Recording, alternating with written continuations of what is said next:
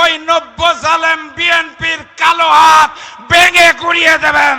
বাংলাদেশের ইতিহাস পরিবর্তন করতে করতে উনি এখন ইসলামের ইতিহাস পরিবর্তন করতে চায়। লন্ডন থেকে এসে মুফতি সাহেব বাংলাদেশের ইতিহাসকে বিকৃত করতে চায়, আর তার হাতে সৃষ্ট নতুন জালেম বিএনপিকে আগামী 12 তারিখ আমরা লাল কার্ড দেখাবো ইনশাআল্লাহ। শহীদ ওসমান হাদির ভাইরা কি ঘুমিয়ে গেছে? শহীদ আবু সাইদের ভাইরা কি ঘুমিয়ে গেছে?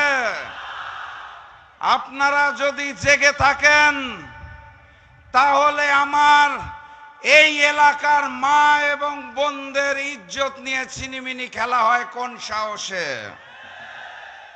আপনাদের স্পষ্ট ভাষায় জানিয়ে যেতে চাই, আমার দেশের মা এবং বোনদের উপর যদি হামলা হয় সেখানেই প্রতিবাদ করবেন, প্রতিরোধ করবেন। ওই নব্য জালেম বিএনপির কালো হাত ভেঙে গুড়িয়ে দেবেন। যদি মামলা হয় বলবেন রাশেদ প্রধান হুকুম করেছিল তার নামে মামলা দিতে। পারবেন? আলহামদুলিল্লাহ। এই যে আমার বাম পাশে একটা কলেজ, নবাবগঞ্জ সরকারি কলেজ, 1987 সালে ছাত্র সংসদ নির্বাচন হয়েছিল। পুরা প্যানেল জিতেছিল শহীদি কাফেলা ইসলামী ছাত্র শিবির। ভিপি হয়েছিলেন আজকের বর্ষিয়ান নেতা নুরুল ইসলাম বুলবুল, এখানে বসা আছে।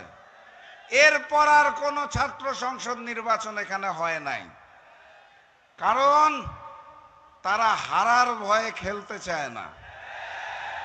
জাতীয় নির্বাচনে এই চাপাই নবাবগঞ্জে হারার জন্য আরো 3 জন খেলতে এসেছে, তাদেরকে বলুন হারুন।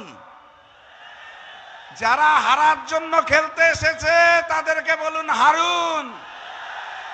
দাঁড়িপাল্লার 3 জন জিতার জন্য এসেছে, সেবা করার জন্য এসেছে, তাদের বলুন জিতুন।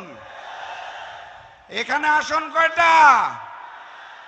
এই 3টি আসনে দাঁড়িপাল্লাকে জয়যুক্ত করে আগামী দিনের প্রধানমন্ত্রী ডাক্তার শফিকুর রহমানকে উপহার দিতে হবে। আর ওই নির্বাচনের দিন আরো একটা ভোট আছে, মনে আছে তো নাকি? গণভোটে গণভোটে গণভোটে সংগ্রামী সাথী এবং বন্ধুগণ, ওই লন্ডন থেকে একজন মুফতি এসেছে, চিনেন নাকি আপনারা? আসার পরে নির্ধারণ করছে মুফতি সাহেব কে মুসলমান, কে শিরক করে, কে বিধর্মী। আমি দেখলাম উনি ওনার বক্তব্যে বদরের যুদ্ধে হযরত আয়েশার নাম বর্ণনা করলেন, উনি নাকি যুদ্ধ করেছেন।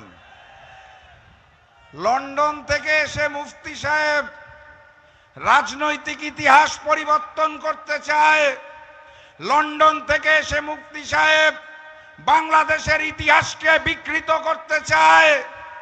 উনি বলতে চায় 16 বছর জামাত শিবিরকে মাঠে দেখতে পায় নাই। উনি 71-এর ইতিহাস পরিবর্তন করতে চায়। বাংলাদেশের ইতিহাস পরিবর্তন করতে করতে উনি এখন ইসলামের ইতিহাস পরিবর্তন করতে চায়।